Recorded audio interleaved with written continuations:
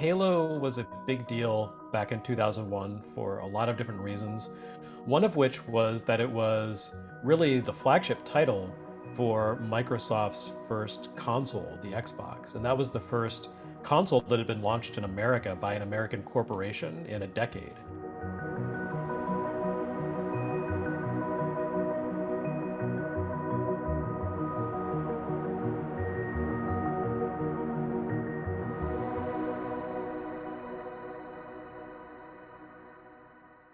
Back then, while there were some FPSs on the console, it really wasn't the place where you played FPSs. More importantly for Halo, it's this epic sci-fi world, and this story that, again, back at that time, you didn't really have that storytelling in a first-person shooter.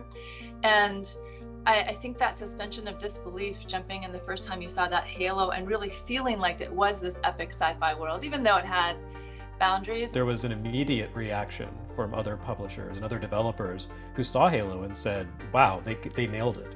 That genre, the FPS, was really still kind of evolving at that point, and anytime a new idea came along, other developers would jump on it. By this point, the mouse and keyboard style of controls was really baked into the FPS on computers. People were trying to figure out, how do you play a first-person shooter with a controller?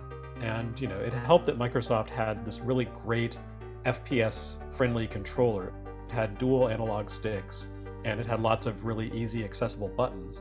So Bungie really figured out how to take the very complex, nuanced controls of an FPS and make it work on this controller. They did a really great job with the overall design of the maps, of kind of creating these interesting scenarios, one leading into another. And that really became a big part of FPS design. You immediately saw other series like Killzone pop up, and even series that had been around for a while, like Call of Duty, or the kind of developed in parallel, began to shape themselves to be more and more like Halo.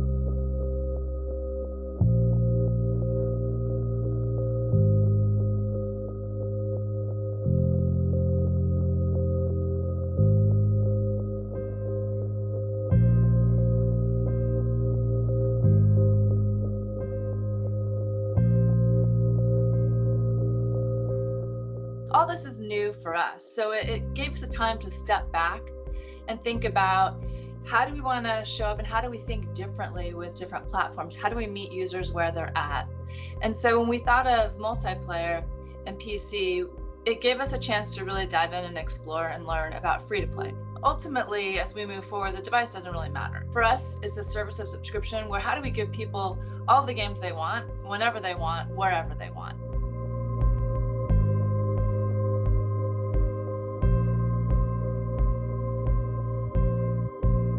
Halo is a franchise that has endured because Microsoft really, the publisher, understands how important it is, and the fact that there is this level of prestige about it. They've been really careful not to squander it. It's not like Halo kind of vanishes from the collective conscious. Some of the previous multiplayer modes, they kind of leaned into things that other developers have been doing, other franchises, and I think that was okay, but I don't think that's what people really want from Halo. They want a Halo experience.